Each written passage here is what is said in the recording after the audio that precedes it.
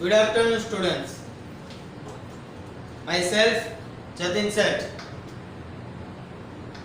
Welcome back to our topic. આપણે બેંકનો topic ચાલુ છે, તમને ખ્યાલ જ હશે. લાસ્ટ લેક્ચર ની અંદર આપણે બેંક નો અર્થ, બેંકના અલગ અલગ પ્રકારો જેમ કે વેપારી બેંક અને મધ્યસ્થ બેંક આ બે વિશે ચર્ચા કરેલી. અને સાથે સાથે આપણે વેપારી બેંક શું છે એના વિશે ડિટેલમાં ચર્ચા કરી કે વેપારી બેંક છે એક પ્રકારનો વેપાર જ કરે છે. વેપારી બેંક છે તે શું કરે છે? એક પ્રકારનો વેપાર, બિઝનેસ જ કરે છે. જે આપણે જોયું હતું કે તે કોઈ પણ પ્રકારનું વર્ક કરે છે, એની પાછળનો જે ઇન્ટેન્શન છે એ શું છે? તો કે પૈસા કમાવાનો છે. તો એ વેપારી બેંક વિશે આપણે ચર્ચાઓ કરી હતી. બીજી બેંક હતી મધ્યસ્થ બેંક.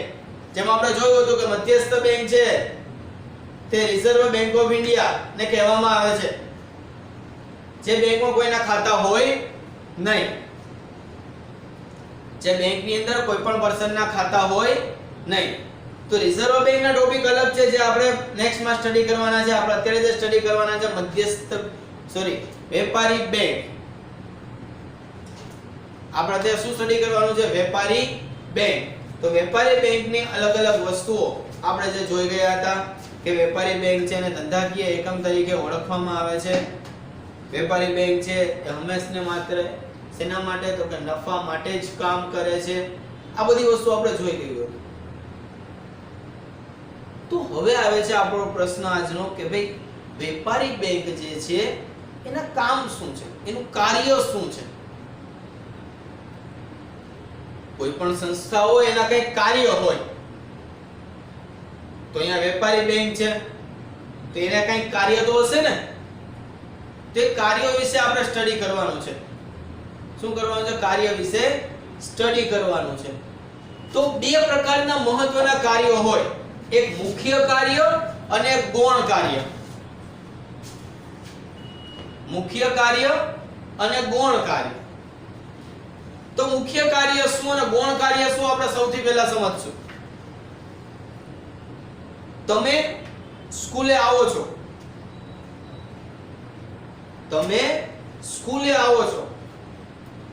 તો અહીંયા તમારું મુખ્ય અને ગૌણ આ બંને કાર્ય થયું કહેવાય. તમે સ્કૂલે આવો છો ત્યાં તમારું મુખ્ય અને ગૌણ આ બંને પ્રકારનું કાર્ય છે એ થયું કહેવાય. કે તમે અહીંયા ભણવા આવો છો તો તમારે લેક્ચરમાં ધ્યાન આપવાનું જ, બુક્સ બધી બનાવવાની જ. શું થયું? મુખ્ય કાર્ય. શિક્ષક જે વર્ક કરાવે એ કરવાનું જ શું કાર્ય છે? મુખ્ય કાર્ય. જે હોમવર્ક આપે એ કમ્પ્લીટ કરવાનું જ શું કાર્ય થયું? મુખ્ય કાર્ય. તો છોકરા મુખ્ય કાર્ય એવું હોય છે કે જે દરેકે કરવાનું હોય છે. ગૌણ કાર્ય એવું છે કે તમે કરો તોય ચાલે, ન કરો તોય ચાલે. એને ગૌણ કાર્ય તરીકે છે તે અહીં આપણે ઓળખી શકીએ છીએ. કે એક ફ્રી લેક્ચર છે તો તમને હોમવર્ક આપ્યું છે, તમે અહીંયા કરો તોય ચાલે અને ઘરે જઈને કરો તોય ચાલે. શું થયું? ગૌણ કાર્ય. કરો તો કોઈ ના નથી પાડવાનું, ઘરે જઈને પણ કરી શકો છો. તો ફ્રી લેક્ચર છે મીટિંગ તમે વર્ક કરી શકો. કેવું કાર્ય થયું? ગૌણ કાર્ય. તો એવી જ રીતે વિદ્યાર્થી મિત્રો જે વેપારી બેંક છે એના પણ બે કાર્ય છે. જે વેપારી બેંક છે એના પણ કેટલા કાર્ય છે? બે કાર્ય. એક મુખ્ય કાર્ય અને એક ગૌણ કાર્ય. મુખ્ય કાર્ય દરેક વેપારી બેંકે કરવાનું જ છે. સમજો, મુખ્ય કાર્ય કેવું છે કે જે દરેક વેપારી બેંકે કમ્પલસરી ફરજિયાત કરવાનું જ છે. જો આ 5 માર્કનો પ્રશ્ન છે, ખાસ ધ્યાનમાં રાખજો. વેપારી બેંકના મુખ્ય કાર્યો સમજાવો. 5 માર્ક્સ. વેપારી બેંકના મુખ્ય કાર્યો સમજાવો. 5 માર્ક્સ નો ક્વેશ્ચન છે, સમજો. એવું નથી કે 5 માર્કમાં જ પૂછાય. બધાય પોઈન્ટ એવા છે મુખ્ય કાર્યની અંદર કે જે સેપરેટલી 1 2 યા 3 માર્ક્સ માં પણ તમને પૂછી શકે છે, આ ખાસ માઇન્ડમાં ક્લિયર રાખજો. તો આપણે ક્વેશ્ચન ની શરૂઆત કરીએ કે ભાઈ વેપારી બેંક ના મુખ્ય કાર્ય પહેલા જોશું, ગૌણ કાર્ય પછી. પહેલા મુખ્ય કાર્ય. તો બોર્ડ ઉપર તમને જોઈ શકો છો કે વેપારી બેંક ના મુખ્ય કાર્યોનું લિસ્ટ છે.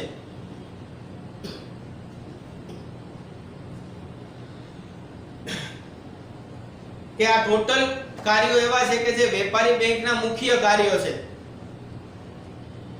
આ બધાની ડિટેલ્સ આપણે જોવાની આવે. તો વેપારી બેંકના મુખ્ય કાર્યો, જેમાં પહેલું જોઈ શકો છો થાપણો સ્વીકારવી. પહેલો પોઈન્ટ છે થાપણો સ્વીકારવી. થાપણો સ્વીકારવીની અંદર 4 મેઇન સબ પોઈન્ટ આવશે. મેઇન પોઈન્ટની અંદર ચાલુ ખાતાની થાપણ, બચત ખાતાની થાપણ, રિકરિંગ ખાતાની થાપણ અને મુદ્દતી થાપણ. આ 4 શું આવશે? થાપણ. પહેલા પોઈન્ટના સબ પોઈન્ટ. બીજો પોઈન્ટ છે ધિરાણની સવલતો પૂરી પાડવી. સેકન્ડ પોઈન્ટ આવશે ધિરાણ. ધિરાણ એટલે લોન આપવી, પૈસા આપવા. ધિરાણની સવલતો પૂરી પાડવી સેકન્ડ પોઈન્ટ છે. થર્ડ પોઈન્ટ છે ચૂકવેલ અને ઉપાડની સવલત પૂરી પાડવી. એનો મતલબ કે કોઈ પણ પ્રકારે બેંકે છે તે નાણાં કોઈને ચૂકવેલા હોય, ચૂકવણી કરેલા હોય તો ચૂકવણી કરેલું નાણું અને ઉપાડની સવલત છે તે પૂરી પાડવી. નેક્સ્ટ પોઈન્ટ તમે જોઈ શકો છો કે શાખ સર્જનની કામગીરી બહુ જ મહત્વનો પોઈન્ટ છે. શાખ સર્જનની કામગીરી. ઘણીવાર છોકરાઓ એક જ પોઈન્ટ 5 માર્ક્સમાં પૂછાય પરીક્ષા. શાખ સર્જન સમજાવો. 1 માર્કમાં પૂછાય શાખ સર્જન એટલે શું સમજાવો. રેડી? લાસ્ટ છે આંતર બેંકિંગ વ્યવહારો કરવા. આંતર બેંકિંગ એટલે ઇન્ટરનલ બેંકિંગના વ્યવહારો કરવા. ઓકે? તો તમે જોઈ શકો છો કે મેઈન આટલા પોઈન્ટ્સ છે જેને બેંકના એટલે કે વેપારી બેંકના મુખ્ય કાર્ય કીધા છે. જેમાં આપણે પહેલો પોઈન્ટ આપણે આજે સમજશું. આજના લેક્ચરમાં આપણે ફર્સ્ટ પોઈન્ટ સમજશું કે થાપણો સ્વીકારવી. ઓકે? તો પહેલો પોઈન્ટ શું છે? થાપણો સ્વીકારવી. કોઈ પણ વેપારી બેંકનું જે મુખ્ય કાર્ય છે વિદ્યાર્થી મિત્રો, એમાં પહેલો પોઈન્ટ આવે છે થાપણો સ્વીકારવી.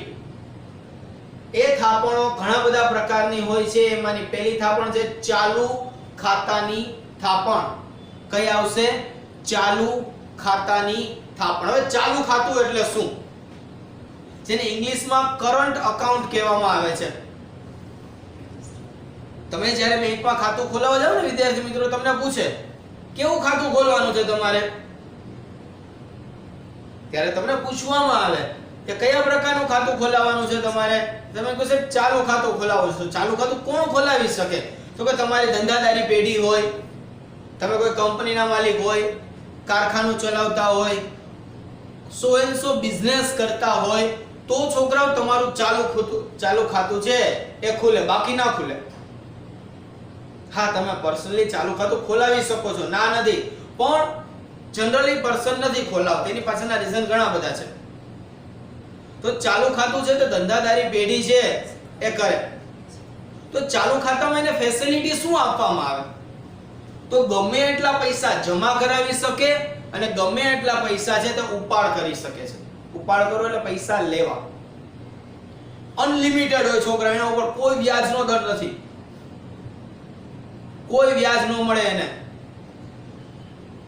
10 વાગે બેંક ખુલ્યો, 11 વાગે 5 લાખનો ચેક જમા કર્યો, 1 વાગે 5 લાખના ચેકમાંથી 4 લાખ ઉપાડી લીધા, ચાલે. કારણ ચાલુ ખાતું છે એટલા માટે થઈને. હા, એને એમાં ચેકબુક ની સગવડતા મળે. કારણ કે શું બહુ મોટી અમાઉન્ટ હોય એટલે ચેકબુક આવે. એ ચેકમાંથી પૈસા છે તે વિથડ્રો કરી શકે. કોઈને પૈસા મોકલવા હોય તો એ ચેક લખીને પણ પૈસા ટ્રાન્સફર કરી શકે છે. તો ચેકબુક ની સુવિધા આપવામાં આવે છે. દરેક સર્વિસ જે બેંક આપે છે ચાલુ ખાતામાં એનો ચાર્જ લેવામાં આવે છે. શું લેવામાં આવે છે? ચાર્જ. આપણે અગાઉ પણ જોયું કે બેંક કેવી છે? વેપારી બેંક છે, કાંઈ કામ મફત કરતી નથી. એનો શું લેવામાં આવે છે? ચાર્જ લેવામાં આવે છે. એક પણ વર્ક મફત કરતી નથી. તો ચાલુ ખાતું એટલે કરંટ અકાઉન્ટ, ધંધાદારી પેઢી. આ ઉપરાંત બિઝનેસમેન પર્સન જે હોય છે, કારખાનાના લોકો હોય છે, આ બધા લોકો ચાલુ ખાતું છે તે રાખતા હોય છે કે જેમાં પૈસા જમા કરવાની અને પૈસા ઉપાડવા માટે થઈ અને કોઈ કરતા કોઈ નિયમ હોતા નથી. અનલિમિટેડ. હા, તમારામાં ખાતામાં હોય એટલા જ પૈસા ઉપાડીશ, વધારે નહીં. મહત્વનું એ છે કે એને જે પૈસા જમા છે છોકરાઓ, એના ઉપર એને ક્યાંય વ્યાજ આપવામાં આવતું નથી. શું આપવામાં આવતું નથી? વ્યાજ આપવામાં આવતું નથી કરંટ અકાઉન્ટમાં. આ માઇન્ડમાં ક્લિયર રાખજો. એક માર્કને MCQ માં પણ ઘણી વખત પૂછી શકે છે. સર્વિસ ચાર્જ દરેક પ્રકારનો એની પાસેથી વસૂલ કરવામાં આવે છે, એટલે કે લેવામાં આવે છે. ચાલુ ખાતું, જેને કરંટ અકાઉન્ટ પણ કહેવામાં આવે છે. બીજો પોઈન્ટ છે થાપણ સ્વીકારવીમાં બચત ખાતાની થાપણ. બચત ખાતું એટલે શું? બચતનું અંગ્રેજી થાય સેવિંગ, એટલે કે સેવિંગ અકાઉન્ટ. બચત ખાતાની થાપણ જનરલી ટૂંકા ગાળા માટેના જે કઈ ટર્નઓવર છે, ટૂંકા ગાળા માટેનું કઈ પણ ધંધાદારી પેઢીઓ હોય છે, એ લોકો બચત ખાતું કમ્પલસરી રાખે છે. અને ખાસ કરીને આપણા બધાના જે અકાઉન્ટ હોય એ બચત ખાતા જ હોય. તો બચત ખાતું સામાન્ય વ્યક્તિઓ સૌથી વધારે રાખે છે. અને આ બચત ખાતામાં તમને ચેકબુક તો મળે છે, પણ બચત ખાતામાં એક્સ્ટ્રા શું મળે? તમને ક્રેડિટ કાર્ડ તમારે કાઢવું હોય તો મળી જાય, જે ચાલુ ખાતામાં પણ નીકળી શકે. ખાસ કરીને તમને ડેબિટ કાર્ડ આપવામાં આવે, જેને તમે ATM કાર્ડ તરીકે પણ ઓળખો છો. જેને તમે ATM કાર્ડ તરીકે પણ ઓળખો છો. જેનો મતલબ શું? તો કે તમારે તમારા ખાતામાંથી પૈસા ઉપાડવા માટેની એક એક્સ્ટ્રા સુવિધા જે ચાર્જેબલ છે, ફ્રી નથી. પણ બચત ખાતામાં છોકરાઓ બીજો ફાયદો શું? તમારા ખાતામાં જેટલા રૂપીસ પડેલા છે ને એનું તમને વ્યાજ આપવામાં આવે. I need my word.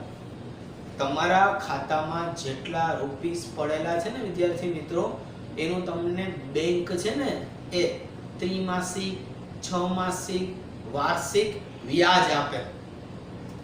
કોક 5% આપે છે, કોક 6% આપે છે, અમુક બેંક છોકરાઓ 6.5, 7% વ્યાજ આપે છે. તમારી જે થાપણ જે જમા પડેલી છે એના ઉપર તમને વ્યાજ આપવામાં આવે, જે વ્યાજ માત્ર બચત ખાતામાં જ મળે છે.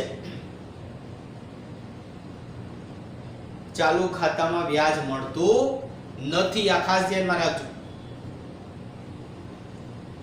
અને બચત ખાતામાં એક પ્રશ્ન છે કે તમારા પૈસા ઉપાડવાની અમુક લિમિટ હોય, કે અમુક બેંકના નિયમ છે કે રોજના 20,000 થી વધારે તમે ઉપાડી ન શકો ATM થી. અમુક બેંકની 25-30,000 ની લિમિટ છે. બધાના અલગ અલગ રૂલ્સ હોય, પ્લસ માઇનસ.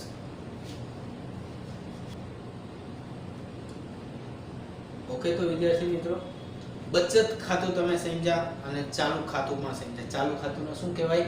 Current account. બચત ખાતાને શું કહેશો? Saving account. મેજોરિટી આપણા સેવિંગ અકાઉન્ટ જ હોય છે.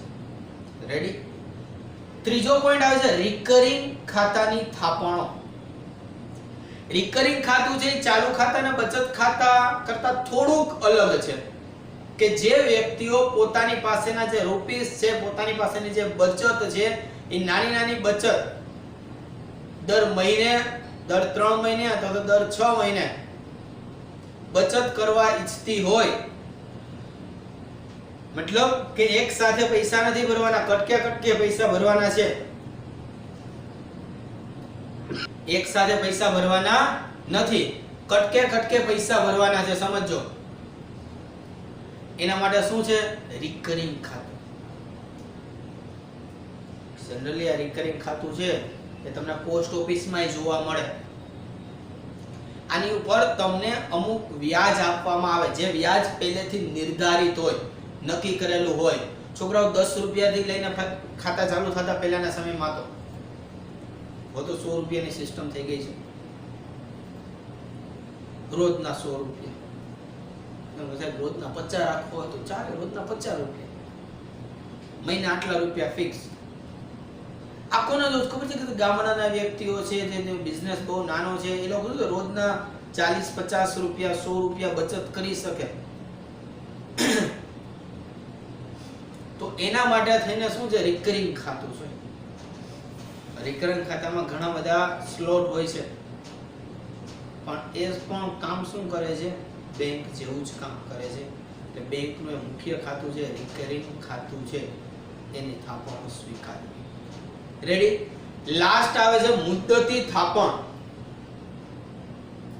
મુદ્દત એટલે શબ્દ તમારા માઇન્ડમાં ક્લિયર આવી જ ગયો હશે કે જે અમુક સમય ફિક્સ હોય, અમુક સમય ફિક્સ હોય, નક્કી કરેલો હોય, એને કહેવામાં આવે છે મુદ્દત.